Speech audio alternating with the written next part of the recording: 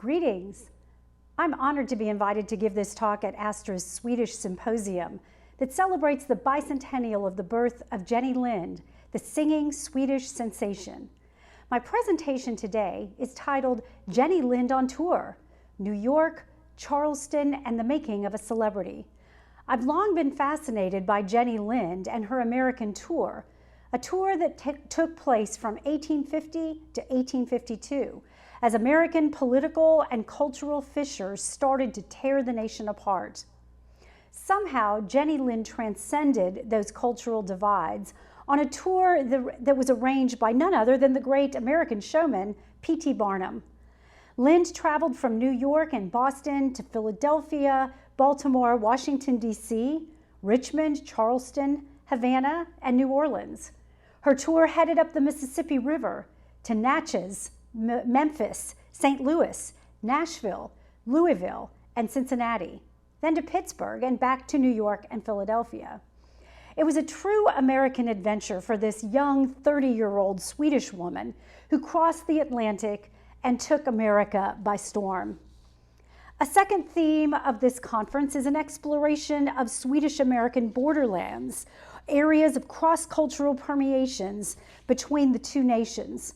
Certainly, Lind represented culture at its finest, but the particular variation of her persona that initially reached the public relied more on the commercialization of her name than of her particularly Swedish cultural background. Even so, the tour of the Swedish Nightingale brought this icon to the attention of a broad swath of the American public. In the time we have today, I would like to reflect on both of those themes, Jenny Lind on tour and the impact that she had on some of the people and places that she encountered along the way. I hope to give an idea of the very adventure that that this young woman had during the 19th century and glimpses of the private person behind the celebrity. I intend to divide my talk into 3 different snapshots, each of which will give a view of Jenny Lind's tour, her fame, and in some cases, her personality. The first part will focus on her arrival and fame in New York, the second on her visit to Charleston, South Carolina, and the third, a reflection about her connection to Swedish America. In New York, Lind's fame predated her association with Barnum. Her time in Charleston gave her a break from the large, adoring crowds that followed her in other cities. And a friendship with the Swedish immigrant pastor helped her connect with Chicago's fledgling Swedish community. This was well before the period of mass migration. Through it all, she developed a true partnership with Barnum that benefited them both. Lind found room to pursue her own charitable interests and earn personal and lifelong financial security. Barnum benefited from Lind's spotless reputation to gain respectability for himself. I'll start with New York City. Jenny Lind's arrival in New York was all that P.T. Barnum could have hoped for and more. As many as 40,000 people crowded the shoreline to greet her as the steamship Atlantic made its way through New York Harbor on Sunday, September 1st, 1850. Barnum had boarded the vessel as it entered the harbor, and the city was buzzing with excitement as her ship docked. Barnum was in the middle of it all. Indeed, he had been priming the pump by publicizing every detail of the diva's movements for the previous 8 months, ever since he had secured a contract to organize and promote her American tour. Amazingly, he had never actually met her prior to that September day. Rather, he based these terms, his generous offer to her, solely based on her European reputation and reports of the public excitement surrounding her appearance. Lind herself was astonished when she learned that Barnum had never heard her sing. Barnum understood the value of her fame and believed in his ability to promote and organize a successful American tour for the Swedish singer. He had earned a reputation as a risk-taker and a showman, displaying lowbrow entertainment for public consumption, such as Charles Sherwood Stratton, billed as the dwarf General Tom Thumb, and Joyce Heth, an enslaved woman whom he falsely claimed had served as a nursemaid for George Washington. The contrast with Jenny Lind, a paradigm of genuine talent with a spotless reputation, could not have been greater. As the ringmaster of Jenny Lind's American tour, Barnum took credit for her popularity in America and initiating the commercialization of her name. Many scholars have perpetuated Barnum's claims that he was the one who made Lind famous, basing their conclusions on Barnum's own self-promoting words. A careful examination of New York newspapers, however, shows that New Yorkers read about Lind's stellar operatic career several years before Barnum was involved. Her fame had already spread to the commercial sector as her name appeared on a variety of products and fashions. Barnum provided the accelerant that took her fame to superstar status. His ability to organize a brilliant American tour at a time when travel between venues could be challenging and dangerous was noteworthy. He scouted locations, arranged transportation for Lind's entourage, and used local papers to publicize not only her concerts, but also her daily routines and her charitable works. As Mark C. Samples has argued, Barnum successfully created a Jenny Lind brand, which Samples defines as the constructed persona that Barnum generated in the media that was tuned specifically for reception by an American public.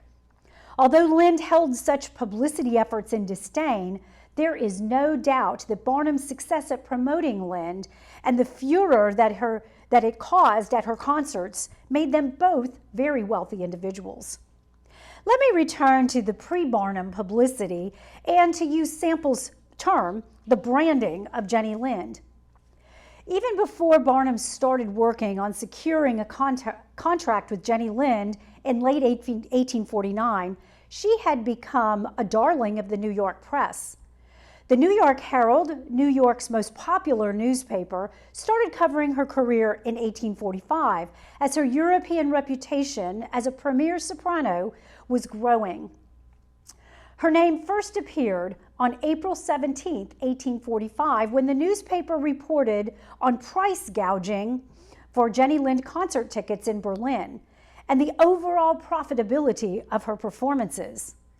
There is no doubt P.T. Barnum took notice of this early observation of Lind's popularity because on the very same page, an entry reported Barnum's arrangements for Tom Thumb's visit to France and his audience with the French royal family. Certainly, it was coincidental that Jenny Lind's success in Berlin and Barnum's European tour of Tom Thumb appeared in the same issue, but the connection is hard to ignore. Since many of you engage in research of your own, you may be interested in how I located articles and notes about Jenny Lind in the New York Herald. I accessed the newspaper through the Library of Congress's website, Chronicling America, Historic American Newspapers. You can see in this illustration here that in this case, I searched New York's newspapers for the name Jenny Lind in the year 1850. I conducted an electronic search for Jenny Lind in the Herald the decade before her arrival, and this helped me locate any references to Lind. Although I may have missed a few entries this way, overall I found it to be an amazingly accurate process. It helped me find a needle in a haystack. This illustration shows all the front page references to Jenny Lind that appeared in the Herald the day after she first arrived in New York. She was certainly front page news, and you can see all of the entries in pink. My search found that in the 5 years before her arrival in New York, Jenny Lind's popularity had started to grow. Readers of the newspaper became aware of her talent and of her fame. Her name appeared in the newspaper 10 times in 1845 and 20 times in 1846. By 1847, Lind's name appeared at least 57 times, increasing to 83 in 1848. Although the frequency slowed a bit in 1849, the year before Barnum's contract with Lind was finalized, Lind's name appeared in the Herald 62 times that year. Barnum himself announced his contract with Lind on February 20th, 1850, and from that time until Lind's arrival on September 1st, the newspaper mentioned Lind's name several times each week, totaling at least 491 entries. What was the nature of these articles and the entries that featured Lind's name? These reports praised her musical abilities, her generosity, noted her popularity, and documented her commercial appeal. My research also led to some very interesting uses of Lind's name, and let me explain that. The majority of stories focused on Lind's growing popularity in Europe and the enthusiasm generated by her talents. In the summer of 1845, the Herald founder and editor James G. Bennett reported that the public are in rapture with her and exhibit a degree of frenzied delight that is quite at variance with the stoical apathy attributed by some writers to the inhabitants of the North. I believe he was writing about Swedes. Stories about Lind's career increased in 1846 as she performed in Berlin and in Vienna. The Herald reported that the Jenny Lind fever has broken out with terrible effect in Vienna, where her first performance was a perfect triumph. These types of glowing stories continued as Lind debuted in London, and Queen Victoria and Prince Albert regularly attended her concerts. In short, the New York Herald made readers aware of Jenny Lind, following her career and trying to capture her magic as it reported her growing popularity. No lady ever appeared on the stage whose performances are more chaste and dignified than those of Jenny Lind. She comes, she sings, and she conquers. Not only did the Herald report on Lind's extraordinary musical talents and theatrical abilities, it also offered a glimpse of how her celebrity had begun to spread to American popular culture, even as early as 1846. A racehorse named Jenny Lind came in second at a racetrack in Natchez, Mississippi. An interesting tidbit considering she would one day give a concert in Natchez. A dancing Shetland pony named Jenny Lind made appearance at the Bowery Circus in New York. Another notice introduced a musical publication of the Jenny Lind polka. The appearance of Jenny Lind's name in popular culture only grew. In 1847, Lind the horse continued to perform well in Louisiana. Another horse named Jenny Lind entered the scene and competed in harness races in New York. The Herald emphasized that the racing contender referred not to the Swedish nightingale, but to the celebrated trotting nag. A variety of ships were named after Lind, including a boat that shuttled between Boston and New York, a transatlantic passenger ship traveling from Liverpool to New York, most likely carrying immigrants, and a yacht that contended in a race in Gloucester, Massachusetts. Perhaps the most interesting use of Jenny Lind's name involved a circus, but not one sponsored by P.T. Barnum. The Herald published a notice that Sands, Lent and Company had purchased and trained animals in London at great expense and would be bringing them to New York. The star performers were elephants, one of whom was named Romeo and the other Jenny Lind. The paper noted that it is reported that the fame of Jenny Lind, the Swedish nightingale, is not greater in Europe than that of Jenny Lind, the elephantess, whose astonishing performance and sagacity are equal in degree to the sweet warblings and charming intonations of the highly gifted Jenny Lind. In 1848, these elephants performed in front of a crowd of 5,000 people at New York's Hippofarian Arena and Circus.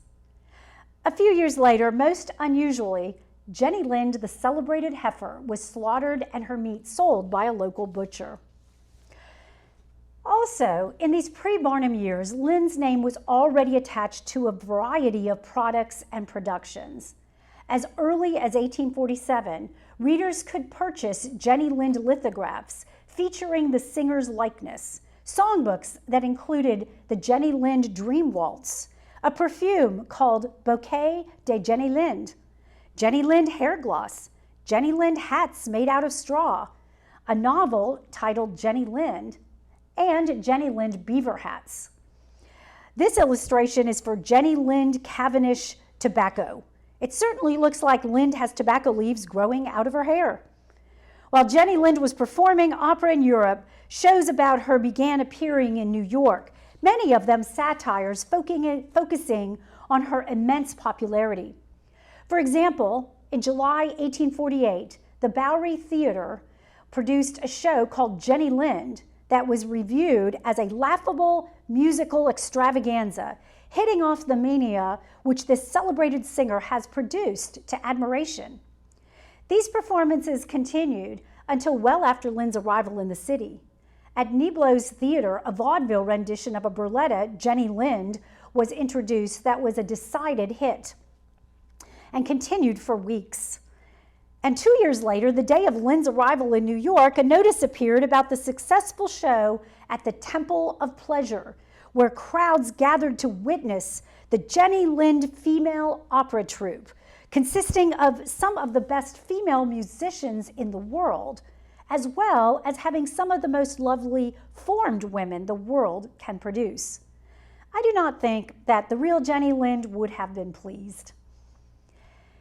After Barnum snagged Lind's contract, his work behind the scenes promoted Lind's image and kept her in front of the New York reading public. By the summer before she arrived, almost daily updates appeared in the Herald documenting her every move. Barnum's name had, by the summer of 1850, become integrally linked to Jenny Lind's. With Barnum in the picture, Lind's fame reached extraordinary levels, and the commercialization of her name grew exponentially. Barnum himself reminisced that seldom before had there been such enthusiasm in the city of New York, or indeed of America, as when Jenny Lind performed. My second snapshot is her visit to Charleston, which included a very different reception. From New York, Jenny Lind performed in nearby cities of Boston and Philadelphia, then headed south to Baltimore, Washington, D.C., and Richmond, the future capital of the Confederacy.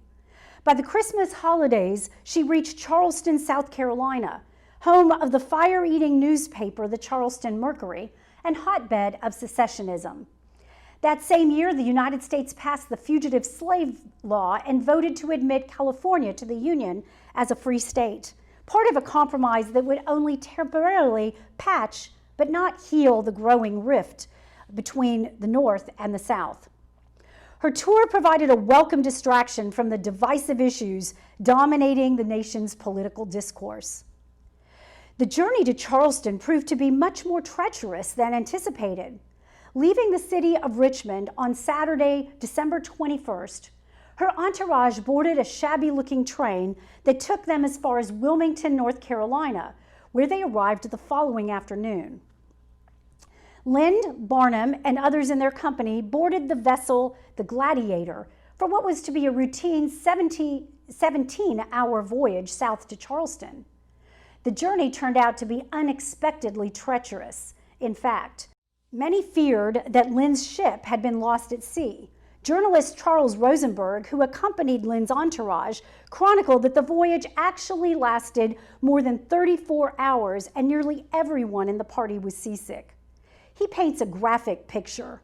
One of the musicians, Mr. Guervos, lay on the cabin floor and rolled from side to side with every lurch of the vessel. Lind's cousin and personal secretary, Max Schorsberg, one of the few who was not seasick, decided to get in the seafaring spirit by donning nautical attire and smoking one cigar after another, conveying, as Rosenberg noted, a considerable dash of pirate. According to reports, Jenny Lind, although seasick, went from cabin to inquire about the health of others. Barnum spent the entire trip in bed. I can't help but wonder how accurate this portrayal of Lind is, but it certainly perpetuates her image as a selfless human being. The heroics of Captain Smith, whose faith in the ship never wavered, saved them from disaster. The storm lasted from 10 at night until 4 the next morning, and at least one passenger wrote that he feared the ship would capsize. They safely arrived in Charleston later that day on December 23rd, and a week and a half later, before they departed the city, Lind and Barnum joined other passengers from the Gladiator to sign a thank you note to Captain Smith and his crew for the praiseworthy manner they managed the steamer during the passage. After such a frightening journey, Jenny Lind seemed grateful that Charlestonians largely left her alone as she disembarked. A cool winter breeze refreshed the party as they quietly proceeded to the Charleston Hotel, where an elegant apartment had been prepared for Lind. There were no crowds, nor there were no attention seekers, and much to the delight of many in her group, no serenading musicians. Barnum claimed that after the commotion caused by her visits to other cities, Lind was so determined to find some private time that she refused to entertain any visitors. Charleston seemed more than willing to leave her alone, and Lind relished the freedom to walk the streets of Charleston with her companions, unimpeded by adoring fans. No doubt Lind was particularly adamant about her privacy in Charleston because it was there that she celebrated the Christmas and New Year's holidays. Lind made a concerted effort to recreate Swedish Christmas traditions as much as was possible. She brought a Christmas tree to her apartment, decorated it with candles, and gave a private party for Barnum and her other close associates. Through these events, we can catch a glimpse of the private and often playful Jenny Lind. Barnum recalled that after spending a pleasant evening in her drawing room, she invited us into the parlor where a surprise awaited us. Lind gave every member of the party a serious present, but also had prepared a joke for each. Julius Bennett, musical conductor for Lind's concerts, received a small piece of tobacco wrapped in layers upon layers of paper. Lind presented Barnum, known for his strong temperance opinions, with a marble statue of the wine god Bacchus. She evidently loved a good joke. Jenny Lind hosted another festive party on New Year's Eve. According to Barnum, the evening passed quickly, enlivened by music, singing, dancing, and storytelling. Barnum wrote, "Miss Lind asked me if I would dance with her. I told her my education had been neglected in that line and that I had never danced in my life." She convinced him to give it a try, however, and Barnum claimed, "She was a beautiful dancer, and I never saw her laugh more heartily than she did at my awkwardness." After the dance was over, Lind agreed that Barnum was the worst dancer she had ever encountered. Prior to Jenny Lind's arrival in Charleston, the local press had been skeptical about all the hype exhibited by residents of other cities. In a letter to the editor, one reader, identified as anti-humbug, worried that residents in Charleston would be taken advantage of by Barnum. The letter challenged Charlestonians to not be pawns in Barnum's grand scheme, incorrectly concluding that Barnum was keeping all the profits of the tour to himself. It stated that the arrival of Lind will solve a curious question, and that is how far a Carolina community, for the gratification of an idle curiosity, the procuring of transient pleasure, or mayhap through the shame of being outdone by northern nabobs, will submit to be fleeced and gulled. The point was clear. Charleston should not be taken in by a Yankee exploiter such as Barnum. The singer was overrated, tickets were overpriced, and her concerts were profoundly disappointing. The only positive aspect of her performance, according to these critics, was her rendition of Swedish songs and ballads. In short, many Charlestonians were determined to be unimpressed with Jenny Lind. Despite attempts to remain ambivalent toward the Jenny Lind hype, Charleston buzzed with excitement about her appearances. Her first performance was on December 26th in the Charleston Theater. In an apparent attempt to ward off criticism, Barnum did not auction off tickets in Charleston as he did elsewhere, but sold them at a comparatively low price of $3 to $8. But just like elsewhere, merchants got in the act and hawked Jenny Lind earrings, breast pins, handkerchief holders, sheet music, and even Jenny Lind champagne. Ticket sales for her first concert were brisk. The evening of Lind's first concert in Charleston arrived, and the audience, donning the latest fashions, included people from as far away as Georgia. The theater was full, but the audience was, according to one witness, reserved and chilly. The Mercury reported that the Swedish Nightingale was greeted on her appearance with less enthusiasm than she had been accustomed to. The Charleston audience seemed determined not to be impressed with her reputation as a world-class soprano. Rather, they wanted Lind to prove her abilities to them. She hesitated, seemingly affected by the cool reception, but soon she launched into her opening number, an aria by Donizetti. Her performance quickly swept away the skepticism. The Mercury's review of the concert claimed that the feelings of her hearers melted under her thrilling tones. A genial smile illuminated her features, and gush after gush of delicious melody was poured forth with a joyousness and abandon that thrilled and enchanted the audience. Rosenberg noted that her triumph here was thorough and complete. So much for Charleston's guarded ambivalence toward Lind.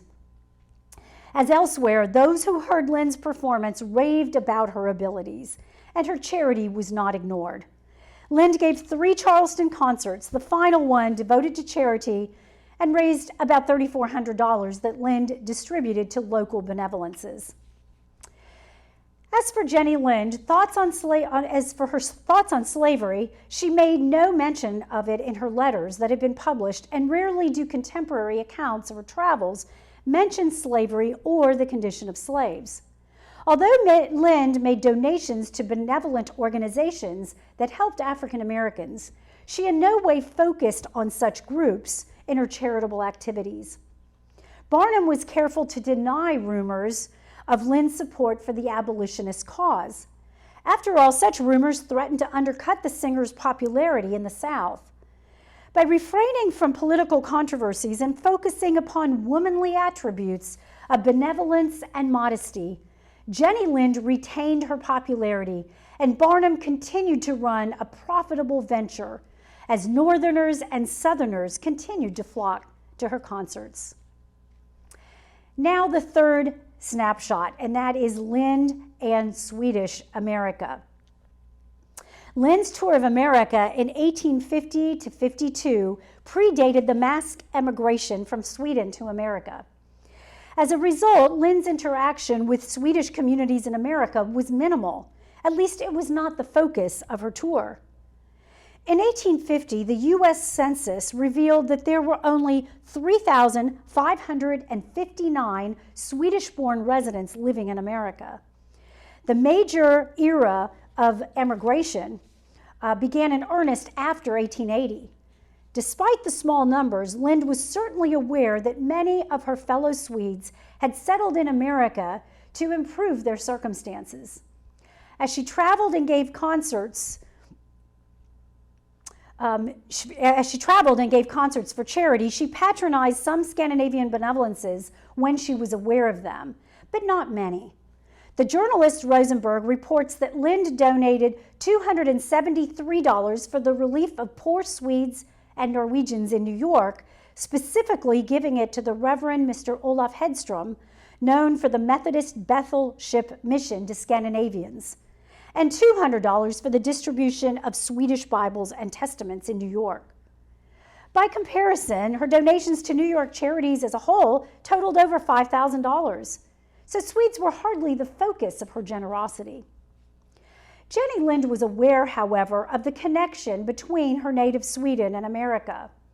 While in Philadelphia, she attended services for the Episcopal Church of Gloria Dei on Swenson Street, known as Old Swedes Church. The church was founded in 1697, and the church building, still in continuous use, was completed in 1700. Lind lingered after the service to greet descendants of the Swedish pioneers, settlers from the New Sweden colony in Delaware. I have found one other significant connection to the Swedish community, and that is through the person of a Swedish pastor in Chicago by the name of Gustav Gustavus, the minister of Chicago's oldest Swedish church, St. Ansgarius Episcopal Church. Chicago, at the time, was still sparsely settled frontier town. It only held about 30,000 people, and the Swedish population only numbered 199 according to the 1850 census. After arriving in Chicago in 1849 to lead a congregation of about 30 Swedes and 20 Norwegians, Gustavus started plans to build a new church structure for this increasingly important focal point of the Swedish community in Chicago. The building project was well underway by the time Jenny Lind arrived in New York, but funding was incomplete. Specifically, the church lacked a heating system and carpeting, and securing money for those projects was difficult. The ever-resourceful Gustavus decided to take matters into his own hands and test the benevolence of the most famous Swede of the day. His interaction with Jenny Lind provides an interesting window into what she was like behind all the media hype. Gustavus traveled to New York, determined to meet her. He wrote, "It seemed likely that she, who had been so liberal in giving her support to other causes that were comparatively unknown to her, would not deny her own fellow countrymen the assistance they so greatly needed." Once he arrived, he made himself useful and helped Lind's secretary sift through large volumes of her mail. It was then he realized how many people were soliciting her for donations and how hard it might be for him to secure help for his church. The icebreaker between them turned out to be initiated by an engraver who wanted Lind's opinion about a portrait he had recently completed and which was set to be mass-marketed. Lind was not impressed, exclaiming it looked nothing like her. Gustavus recalled that Lind said the portrait was much prettier than she was in reality. Then she handed the picture to Gustavus and asked him what he thought of the portrait. Boldly and perhaps foolishly, he responded that Jenny Lind was right. The artist had made her much prettier than she really was. Lind evidently appreciated his honesty, perhaps because she was surrounded by constant and sometimes insincere flatterers, and the two became fast friends. She sent Gustavus home with a donation of $1,000 toward the church. Gustavus must have kept a low profile because the journalist Rosenberg wrote that the donation was unsolicited.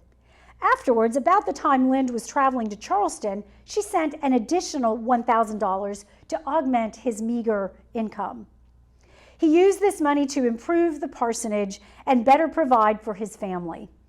Lind sent the money as a sign of her respect for his Christian lifestyle and sacrificial work. They met again in March of 1851 when he traveled to see her in St. Louis. He conducted Swedish religious services for Lind and several of her traveling companions and discussed religious issues with her during her visit.